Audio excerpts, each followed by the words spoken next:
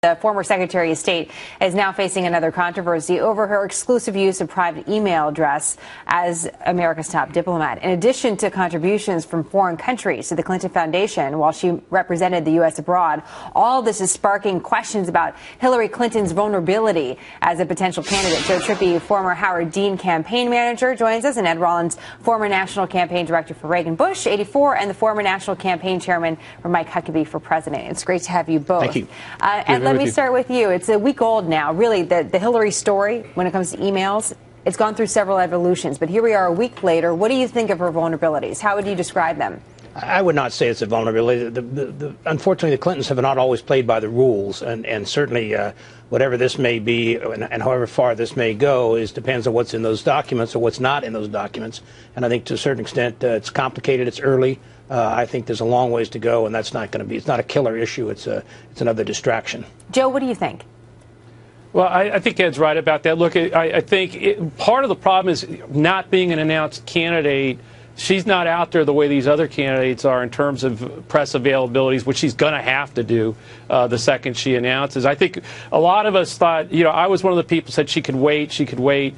I think this is an indication she should get in sooner rather than later. Why is that, Joe? Because I think, coming from the outside, I might think the opposite, right? To stay away for a little while. These attacks are going to come. And if she's a candidate and out there, they're going to look more political than when she's on the sidelines. It's going to be easier to take on and answer some of these questions because she's going to have to answer a lot of them. There are a lot of unanswered questions about the email. I agree with that. I don't think they're going to be problematic in terms of her candidacy. But as long as she's not out there engaged in answering some of these questions, it's just letting the innuendo and the charges linger. That's a problem now. Ed, would that be better or worse for Republicans if Hillary announced earlier rather than later?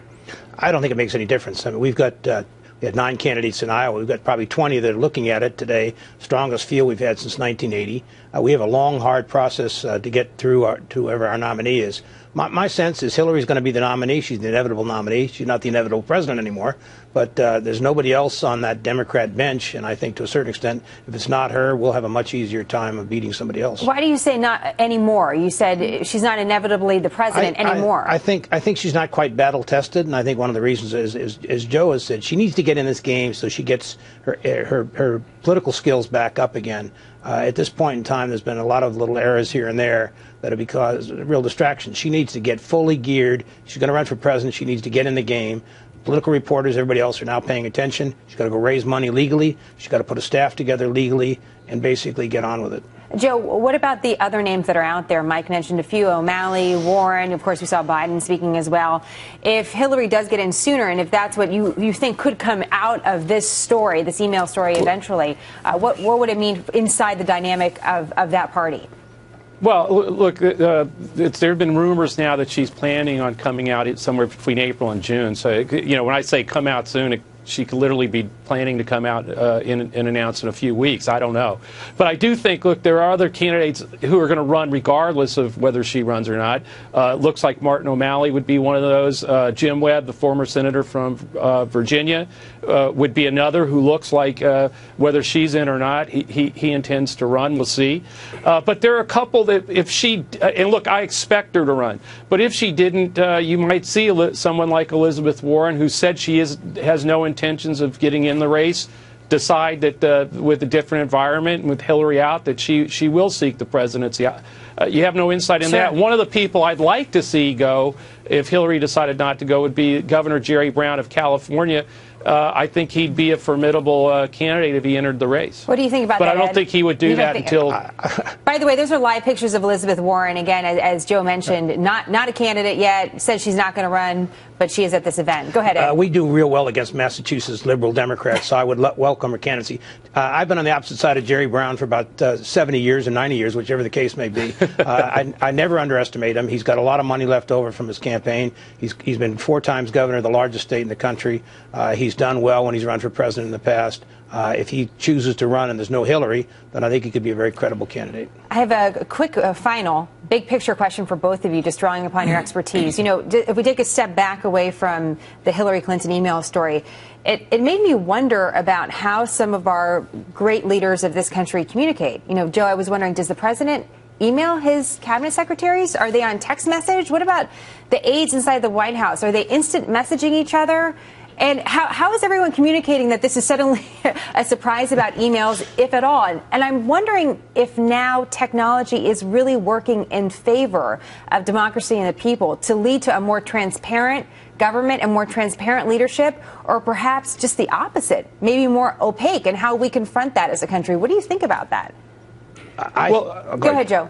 So I think part of what's going on with all this, you know, Colin Powell was talking about how when he got into the State Department, he had to put computers that could connect to the internet across the board, you know, on every desktop in the State Department, and do that in our embassies.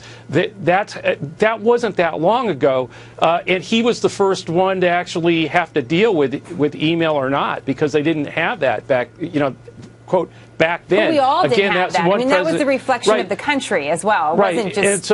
No. So what I'm saying is, I think part of this is, I think a lot of the systems in government are archaic. Some are being modernized. I think this is an indication of how far behind the government is in adopting this fast-moving technology, and how.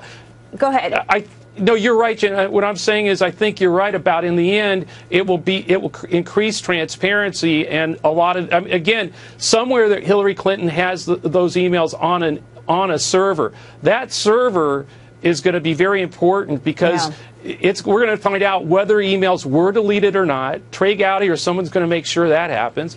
And so if she deleted things off that server, that's going to be a different problem than, no, everything's there, and an independent group determines what we should all see. It's always better to go one-on-one on a telephone conversation, a face-to-face conversation. These are small staffs. They don't need to be emailing everything. I think to a certain extent you lose the impetus, and I think it's very, very important to get back to sitting down in person. This president hasn't done this very well with his Congress friends, and I think that's very important. Yeah, it's a good reminder for us all, right? Because you wonder how much business is actually being done just over the BlackBerries.